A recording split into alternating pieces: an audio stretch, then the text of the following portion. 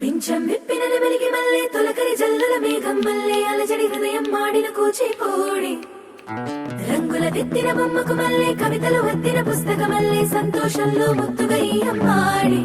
ఆరారు ఋతువుల అందం ఒకటిగా కలిపి వింతలు ఏడు పక్కకు జరిపే కొత్తగా పుంతలు తొక్కెను ఈ అరవిందం అమ్మమ్మో తాండవమాడే కృష్ణుడి నుండి వేణువ గానం తీయగ పండి రాధకు ప్రాణం ఉప్పొంగే ఆనందం